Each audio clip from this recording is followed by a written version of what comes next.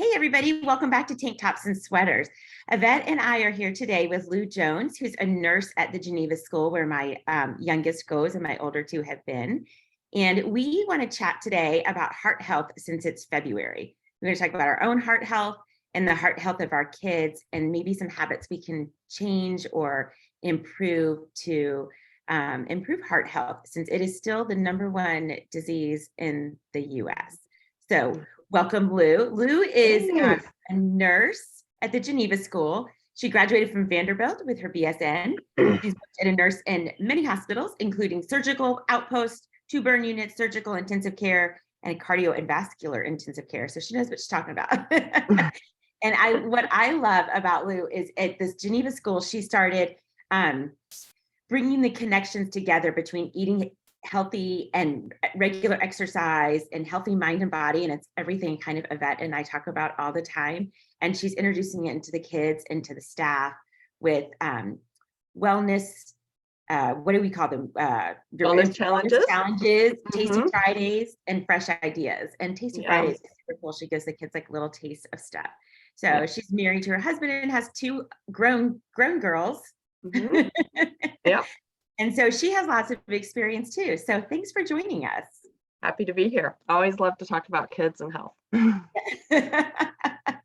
So as we said, it's still the #1 disease in the US. Sadly, we have not learned as much, I think, as we had hoped. So what are you seeing like in the schools? Are we getting better habits, or we still have a long way to go?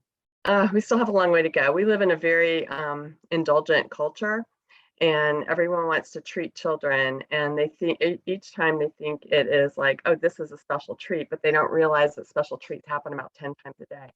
And especially when they happen at school, that's affecting the school day, the kids' ability to focus in school, which is then, and their ability to participate in their sports after school. So it's like when we're giving them sugar, especially during the school day, it's really sabotaging, what they're in school to do and making it hard for them to do the things we want them to do to be their best selves.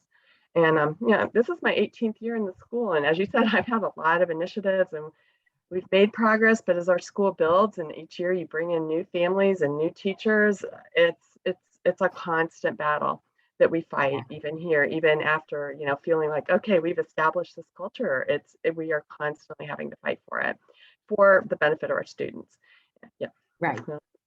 Well, and I think that's what we don't always realize too, is it's not that we're trying to say, we're trying to limit something. We're trying to help people understand that there's health risks that not only affect them that at this time, but further on in life too.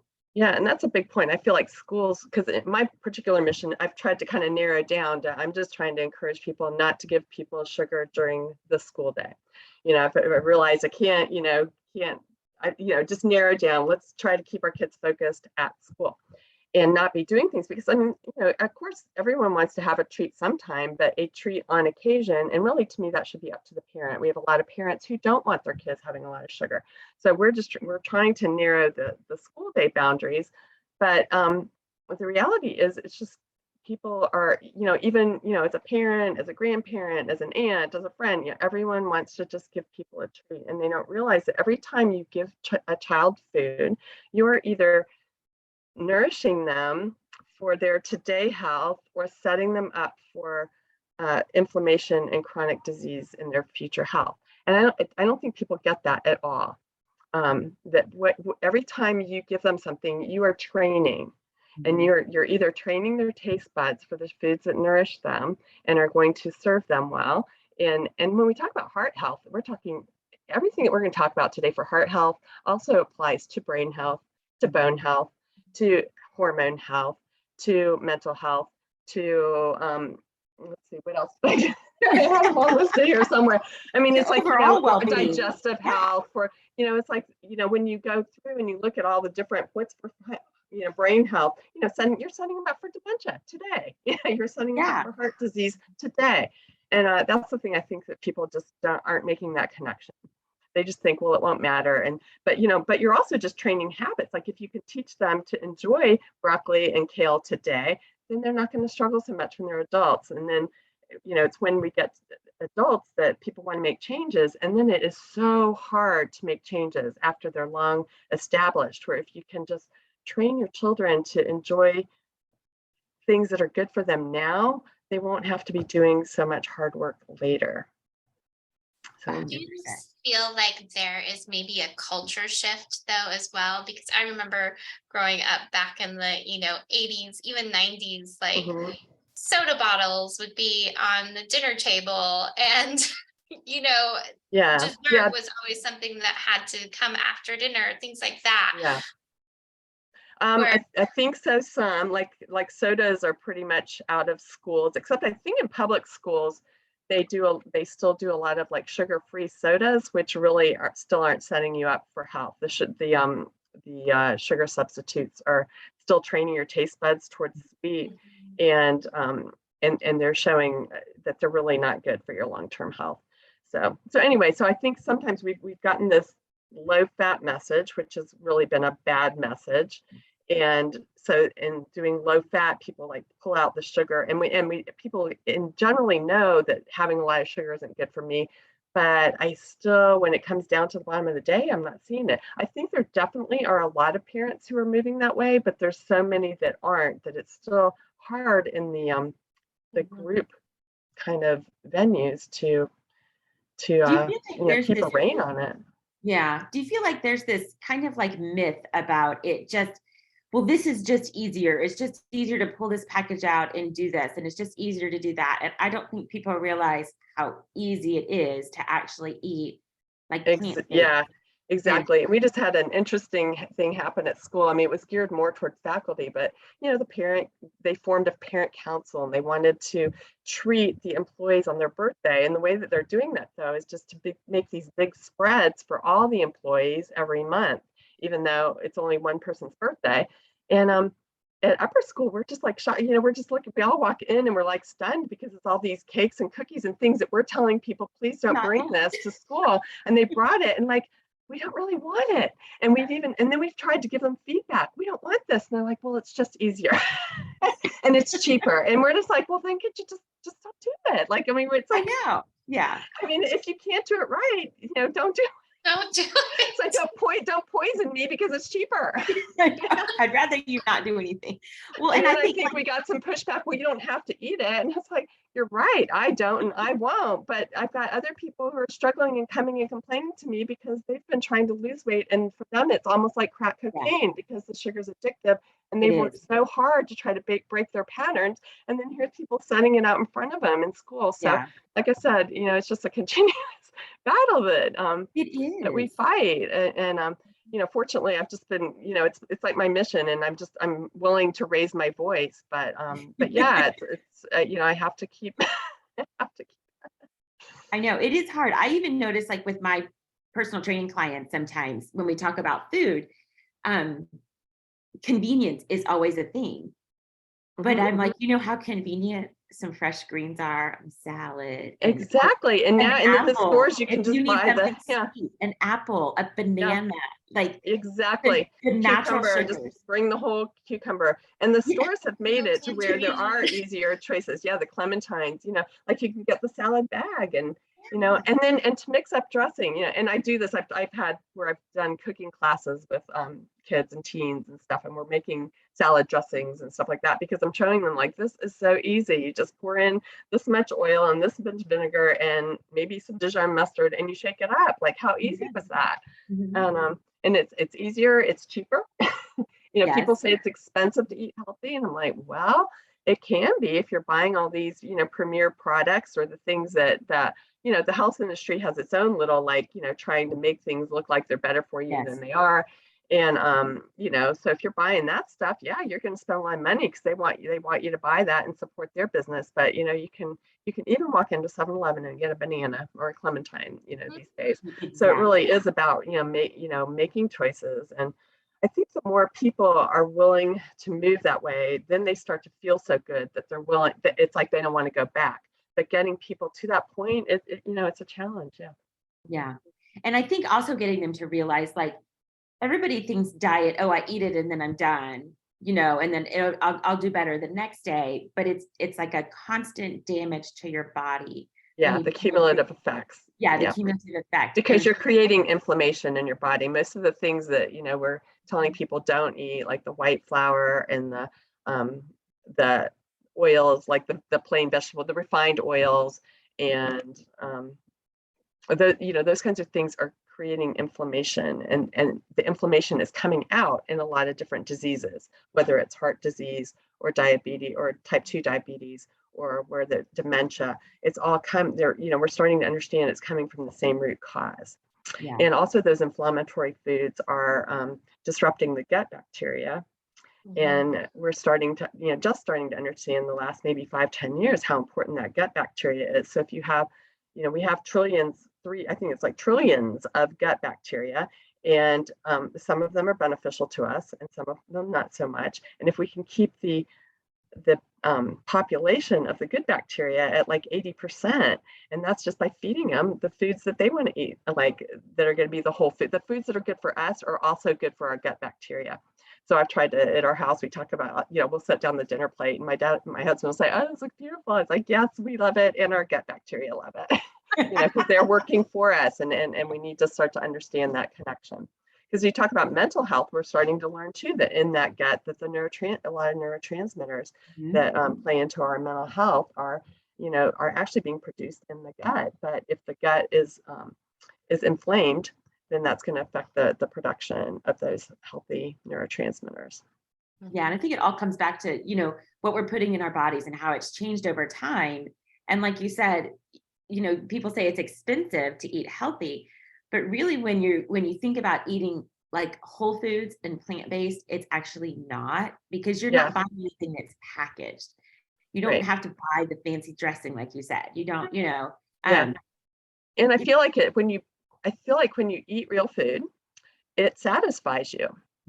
And when you eat the junk food that has a lot of sugar and salt, that the companies are actually like trying to design to make you want to eat more, they're not satisfying to you. They don't nourish. The ultra processed foods don't have the vitamins and minerals and nutrients to actually nourish us, so we feel constantly hungry. But when you eat the foods that the real food, the fruits and vegetables and meats and whole grains, they have all the nutrients that are going to nourish you, but also make you feel full, so that you don't feel like you're craving all the time. So that's an unfortunate. And so again, to do that to our children, to be giving them food that's just making them crave more of that kind of food and not be satisfied. And it's just, that's sad to me. It is very sad. It is very, and I think that's what Yvette said. We're just trying to make it. No, go ahead. Sorry, Yvette. I didn't mean to cut you off. Oh, no. Oh, and one other point, I was really like, kids don't get food on their own. Kids, young children do not have the ability to go to the store. They don't have the transportation, the money to go up to the counter. When they're teenage years, they can maybe ride their bike. But, when you're talking about young children, they have only been given food by the people that are caring for them, be it their mom, grandma, aunt, the aftercare, the school. And so when you see, children that aren't eating well, it's not their fault. They have been trained for that. And that's what makes me really, really sad, because they're being set up for long-term health issues that they're going to have to battle. And it's like sad that the caregivers don't get that connection. It used to be we didn't know better. I mean, I will say 30 years ago when my first was born, I mean, I fixed Jell-O because that's what my mom did. We called it a fruit. So I mean, I look back at how I raised my kids, and I've always been considered like a health nut. But when I look at what I was doing, it's like I wouldn't be raising them the same way now, because I know so much more. So to me, it's like with knowledge, you make change. And I feel like now there is so much knowledge out there, but people, they're just buying into these things of it's inconvenient. It's and why is it inconvenient? Well, they're not prioritizing their time to make this a priority. Like for me, it's very important. I'm going to give up some time on Sunday to make soup that we can bring for lunch, and to make I say no to some things so I have time to prepare dinner for my family. And there's lots of so sometimes it's about making choices. And I know parents are, I've been a parent. I mean, I've had the kids in my home, and I know it's hard when you're got the school day and you're working and kids on the field till 8 o'clock at night. But I can remember getting from the, home from on the soccer field at 8 o'clock at night, and we sat down to eat dinner, Yeah. So, we could have driven by the fast food, and honestly, when you sit and you get in line and order and wait, and, it's like, there are things, salmon, you can cook it in 10 minutes. And while that's cooking in 10 minutes, you can be boiling the broccoli. And, that's a great meal right there. It doesn't have to be complicated. Throw some berries on, we always have berries with our meal on the table. So, I've learned, there's really quick meals that I have that are still real food. And so it just takes a little bit of training and education. Yeah. I love that. I also love how you were saying at the dinner table, you have those conversations about like gut bacteria and how good that is. And I just think it's amazing to be able to sit at that dinner table and have those kinds of conversations about health and talking about, what is good for us and how we can make changes and things like that, and why those foods would be good for you and what it's doing for you. And especially with young children, teenagers, just by nature, they're going to start experimenting and, doing other things. But if you've taken those early years and done your job right, they're going to get these messages at college. Both my kids, we were moving toward the health stuff, but they got even more like committed individually when they went to college. I felt like the college culture was challenged them in a very positive way. More people doing the right thing and concerned about recycling and all kinds of things that they, got energized about. So I feel like if you set up good habits, they will come back to them. Yeah. And about what you were saying about like their taste getting addicted to that sugar, they just crave it because they're addicted to it. I think the same goes for the healthy foods. If we can just replace it, like simple things. My middle daughter goes to a school where they have a garden. They have a community garden. And so part of their volunteer hours are working in the garden, and then you get to taste stuff. We have a garden here. So the radishes have been in season. So we're just pulling them out of the ground, washing them, eating them. Yeah. But I think it's a lot more simple than people realize. And like you said, it's taking the time to say, this is going to be my priority.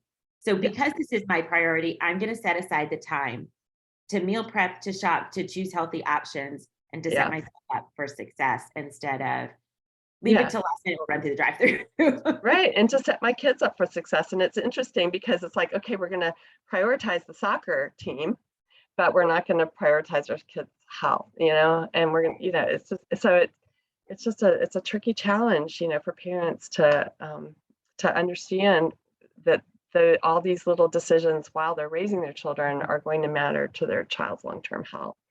Exactly. Because you don't get heart disease. I mean, when you get heart disease when you're 50 or when it's diagnosed when you're 40 or 50, it didn't just happen then. It's been happening.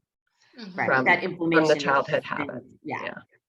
Exactly. Do you feel like some of that though, like some of us are genetically just genetically disposed to that? Yeah, there are genetic dispositions, but what they're finding now is it's a whole field of study, epigenetics, that we can turn on and turn off our genetic expression by our lifestyle habits.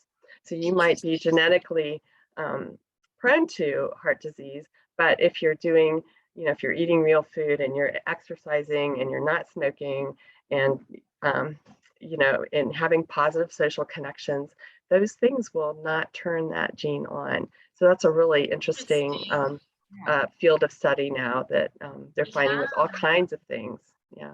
Wow. Yeah, so instead of blaming it on, it's just my family, I can't do anything about it. Yeah. You really can do something about it. Right. And then, it may not be a guarantee, with cancers and stuff like that. Sometimes, people get cancer and they are doing all the right things. But even if you're doing all the right things, it's going to help you to battle whatever it is that your battle in front of you, and you're going to recover quicker if you and be able to sustain more if you already have those good habits established. Yeah. And you were talking about training taste buds. I mean, it's documented that it can take up to 20 exposures for a child to be willing to eat food. That's always a problem too. Some kids are very picky, some are very adventurous and they'll try things, others are very picky. But the kind of the current, and then we all grew up in different ways, like finish your plate, or you're not getting dessert unless you that kind of stuff. The current thing it seems to be now is just that your job is to offer them good food. It's their job to decide what they're going to eat. But if you continue to offer them good food and make sure you're not giving them other foods that are filling them up in between, eventually they're going to come around and they're going to, try it. Oh gosh, I think that's such a great message, because I remember hating spaghetti squash when I was little, like hated it. And now I love it. Yeah. I feel like that changes as you get older, but yeah. And as a parent, not to be like overreact if your kids aren't eating something. It's like, okay, you don't like that. And not to say that, I hear parents say a lot, like, he doesn't like this. It's like, I like it to be more like open-ended. They're not eating this right now. They haven't learned to like this yet. Always kind of giving that opening that they're going to, and kind of giving them the message, you're probably going to change, Yeah. It's okay. And then it gives the kid the message that it's okay if you change your mind and like it next time, because some kids get stubborn and they're like, well, I don't like it, so I'm not going to try it next time. But try it again. It's okay. Yeah, so there's definitely, I follow somebody who, talks about picky eating and, getting kids to eat. And she's like, your job is just to provide the food. Their job is to eat. And she'll even talk about if your kid's, only likes one thing, try to always have that one thing available, but don't short order cook either. We're all sitting down to the same meal, and I'm going to try to make sure there's at least one thing that you like there. And then don't get too excited about it, because if emotions build up or they think that you're trying to control them, that you can't make somebody eat, and they will pull that control. Because kids want to be in control too, and it's the one thing you can't control. So just don't make it a fight and an issue. And then I also think I love the mealtime. We tried really hard. It's so hard when you had kids going in different directions, and it's hard now. At least one of us sits down with Savannah to eat, and it's mommy, and then. But to have somebody, so you're not eating by yourself, so that they're eating, or as much as you can to avoid eating on the run, so that they have that mealtime that's a positive experience. Yes. Of the conversation along with the healthy food to, create good habits. And I think you'll eat better food and eat better portions when you're eating with somebody. You don't usually binge out on something in front of somebody else. That's usually done alone.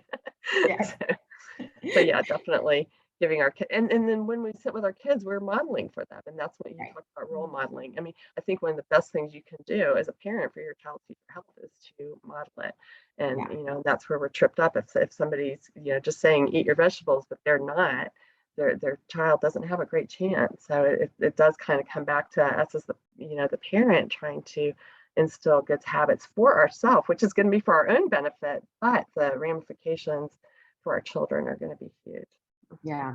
And we've had this, Lou and I have had this conversation before about Starbucks, and we have a lot of kids that come in with Starbucks and stuff. And it's really hard to say, especially when your kid turns 16 and they have their own money and you can't control what they're doing. So instead of controlling, like, you can't go, I know Lou has talked about before, sitting down and saying, okay, let's make a better choice. Like, instead of getting this frappuccino. What can you get at Starbucks? Like move to a latte, which is going to be not nearly so much sugar and stuff like that. And let's get a plant-based milk and not add any syrups to it or whipped cream. Exactly. Iced tea. And that's what I get to do every day. I work there was a time I took care of K4 through 12th grade students, but as our school has gotten bigger, I've now narrowed with the 7th through 12th grade students. And so a lot of what I'm doing every day is just life coaching. So when they come in at 9 o'clock in the morning and they say, I have a headache, which is probably the number one complaint, it's like, well, what did you eat for breakfast? Nothing. I'm like, well, let's go start first with breakfast. And then they'll come back with their breakfast and they got like Cheetos or something. I'm like, well, that's a start, but that's probably not gonna satisfy you or make you feel full. I get to have a lot of these one-on-one conversations with people, because they'll say like, I had donuts for breakfast, and then my next question is, well, how's that making you feel?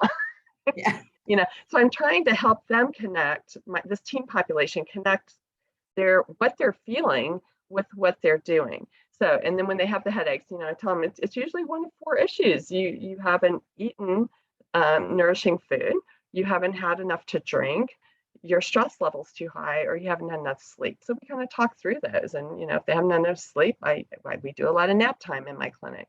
And if they haven't had something to eat, I've got some food for them, and we can give them water. And so I always have them trying. So let's try to deal with those 4 things that we can control. And then if you still have a headache, then we'll talk about, giving you some pain reliever. So, but I'm just trying to help them. No, you don't take Tylenol because you haven't eaten. Right. If you haven't eaten and you have a headache, it's because you haven't had food. It's going to fuel your body and your brain. Well, and it's a good way for them to start to figure this out. So when they go off to college or on their own, that they can start to question. It's not just a habit. Oh, I have a headache, I take Tylenol. It's right. Did I drink enough water? What did I just eat? Do I need food? Did I get enough sleep? You start to ask yourself those own questions. And I think that's kind of like for parents modeling it there too. Like, oh, I have a headache. You know what? I don't think I've had enough water to drink today. I'm going to go get some more water. Or yeah, exactly. I just taking the medicine. Yep, absolutely. So going back to heart health as well, like I love the nutrition part of it, but what percentage does the nutrition part play in versus like the physical part of heart health? I don't know that I would put a percentage. I like to think of food and movement and sleep as kind of like a 3-legged stool. And, they're kind of equal, and they all need to be addressed. And if one of them's off, the stool's going to be out of balance. Oh, and you could put other legs on that stool too. You could make it a 5-legged stool because there are other factors. But so they're kind of things that need to all be addressed, and so it's not one over the other. Fortunately, we have a pretty active student body. We have about 80% of our students are in some kind of sports. So that's a big plus for us in our community, in our age bracket. Yeah. Because the American Heart Association is their 2022, I think, stat said that only 1 in 4 adults in the US is meeting their physical guidelines. I would understand that. It's very challenging, when you work and you have a family trying to squeeze in your own thing. I certainly am able to exercise a whole lot more now that my daughters, no longer live at home. Right. I think when they were at home, I kind of shot for 3 days a week and, hope to get 2.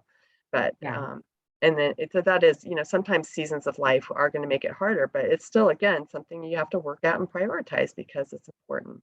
And where I couldn't do it as much as I wanted then, it's just as time led up, it's like, okay, that's going to be my priority I think that's also modeling for our kids, that's part of how we take care of our heart too. That's how we take care of ourselves.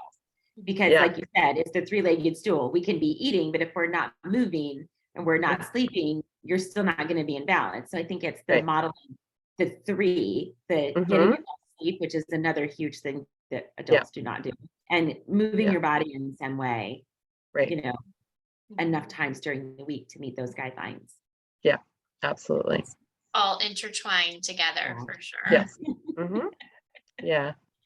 And healthy parents model things for healthy kids, I think too. Like, I know it's hard. Absolutely.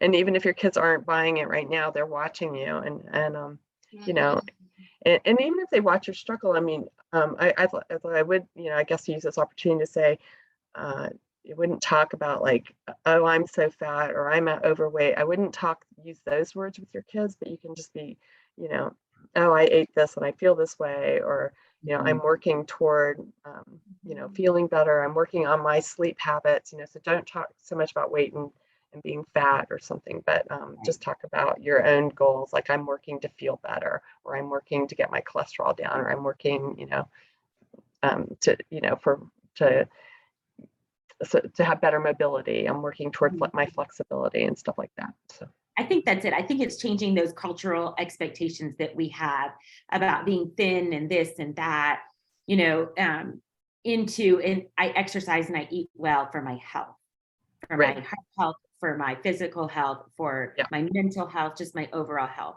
It's getting away from those conversations of it being about weight and thinness or fatness or whatever. Exactly.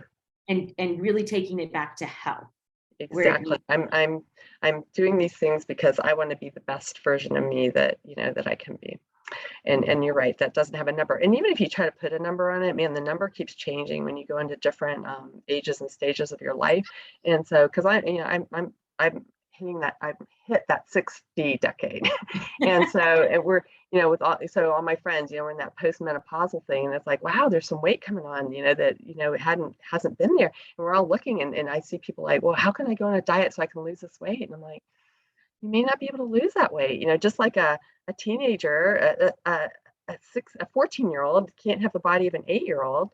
A 40-year-old isn't going to have the body of a 16-year-old. We as 60 can't have the body of a 40-year-old. We are evolving and changing, and we still need to do our part to do the things we need to do for our health, but we can't assign a number to that because our bodies are changing. Yeah. And I think it's important. Yeah, teenage years all the way through. Let's just really try to change the story and the conversation about, we do this for our health instead of. And we do this to feel good. It feels good to not have brain fog. It feels good to be able to go run and play as much as I want to. It feels good to not have joint pain. It feels good, to have clear thinking for your test. So yeah.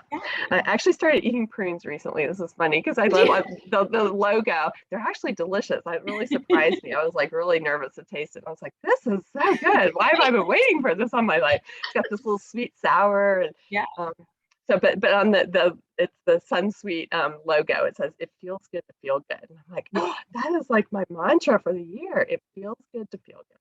Yeah, it does. To not be bloated, to not be, just all those things that people are struggling with, Yes. And we think it's just, oh, I'm stressed, or, oh, I'm this, but it's really like, it is some of the stress, but it's what are we doing about it? Are we eating healthy? Are we drinking water? Are we exercising and moving? Are we getting enough sleep? Taking some time to center ourselves. Yeah, and you made this specific. I know we're talking about heart health, but in the teenage population, we see a lot of anxiety too. So I've been trying to learn a little bit more about that in the last few years. They're talking about the importance of movement and making sure you're eating protein. So I always tell my kids, it's like, you brought Cheetos for breakfast, but you really need some protein, and because that really apparently helps the neurotransmitters to balance better in your head. So yeah, it kind of feeds them for sure. Yeah, and I think that's important. Go ahead, Yvette. I was just going to say, like, going back to teens and heart health, like, do you look for specific signs, like if they're having issues with their heart health? You're not going to really see it. You're not going to see, we do have a few kids who have POTS. It's postural orthotic tachycardia syndrome. So their heart rate jumps up, but it's kind of its own little thing. It's not like your normal heart disease. And I'm not exactly, it's got anxiety components to it. So it's a little bit complicated and I don't fully understand it. But other than that, like, you don't really see in this population, and you don't even really check, blood pressure and stuff like that. So I don't look at those numbers. So, I think it's something that I can't identify. You're on your way to heart disease. It's something that's going to come out later. So interesting. Yeah. It's just setting those like habits now and getting them into those routines. Yeah. I do see kids, varying heart rates. But again, I'm not sure. Sometimes they're athletes and they seem to have a higher heart rate. So that, I don't know that I've been able to pinpoint those variables in my population. Do you think that so this is something that I'm like the queen of in our house, is drinking enough water? Staying hydrated. Yeah, probably more for your heart health, just to feel like to feel awake and the headaches. That's the kids will get headaches more. Yeah. Do you think teens especially are notorious for not staying hydrated, or kids in general, or do you think that's getting better? Mostly, sometimes they'll come and say, can I get a, water? They'll get a cup from me because they forgot their water bottle. We allow our water bottles on the table. So I think most of them do, but every now and then, or if we have a field day or, something, or they went to the beach over the weekend, I'll have, I fish out those clues, because if they're with friends, they're less likely to do things. At school, they're usually pretty good.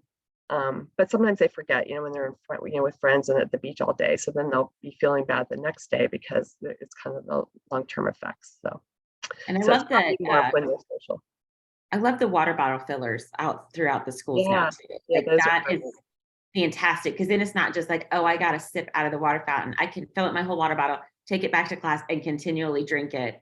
Yes, and that's been a good cultural change for us. Yeah. And usually when they come to my clinic, they've got their water bottle with them. So yeah, they're pretty good about carrying around most of them. Mhm. It's become a habit for a lot of us. We just carry around. Yeah, I've always got it beside Yeah. me. Me too. Everybody's always drink it. It's a good, I like that. I keep it like in my that cultural car. change. Car makes it really easy to always have one in my car to drink. Yes. I'll drink a lot when I'm driving. Yeah, it does. So speaking of heart rates and things that you were saying, do you have a specific way that you take heart rates? Is there something that you could teach us? So if we are, wanting to see our heart rate at the peak of our fitness, or if we're sitting down after cool down and seeing what our heart rate is, then what would be good, like a good range? When you're a normal range for an adult is like 60 to 100, so it's a pretty big range, but you just have to know it's normal for you. So I mean, to check your pulse, you're either just gonna put your fingers on your wrist. You can't see on them, and you can count. Get a stopwatch and count for a minute. You can also check your carotid artery. You don't want to press too hard, but you can feel that usually pretty easy. Or it's so easy anymore to buy a little pulse oximeter. Yes. That's what I do. And I even keep these at home because I'm curious. So I'm doing some strength training now that is like, woo, got me my heart pumping, and I'm just like, I'm just curious what it is. So anyway, that's probably the easiest thing to do is just have a little pulse ox that you can pop on really quick. They're about $35 at the drugstore. That's perfect. Yeah. Well, this has been fantastic. Thank you Yeah. so much for all of this information. We are going to post this on YouTube and we'll share it with you so you can share it with whoever you want, and we'll post it on, or we'll put a link on Instagram and Facebook. And if anybody wants to join us the 18th, right, Yvette? Yes. 18th, February the 18th, Saturday at 8:30 Pacific time, 11:30 Eastern. Yvette and I are our time, my time. I always get the time zones. Yvette and I are doing a kind of like a combo bar Pilates class online, and it's all about centering with your heart. And so it'll be like a little bar, a little Pilates, a little stretching, and it's virtual and it's free, and anybody can sign up on Yvette's website. And so we just hope to bring more conversations and information to help everybody live a healthier, happier life with them and their kids. So anything else? No, thank you so much for joining us. This is such informational, great stuff. Like, I just love how you defined everything as that stool. Now I'm kind of like, that's going to be in my head now. So I gotta make sure I'm hitting all those posts on the stool. I love it though. But just the importance of all of that. Yeah, and with Valentine's coming up, I just encourage people to love the people in their life by giving them food that nourishes them, body, mind, and soul. I love that. And we have some fun, we call fresh ideas at our school. So as a way of like doing treats that are a little on the healthier side. So I would suggest some fun ones for Valentine's Day, or like a little raspberry with a little mini chocolate chip tucked into it, or a chocolate dip strawberry, or making little strawberry roses where you just take the strawberry and cut it with a knife to make like a pretty little rose and give somebody a bouquet of strawberry roses. Oh, I love those ideas. I love it. Yes. Thank you everyone for joining us today. Follow us on Instagram at Tank Tops and Sweaters, or go ahead and go to our website where you can see all of our blogs. It is tanktopsandsweaters.com. Have a great one, and we will see you next time. Thanks. Bye-bye. Bye.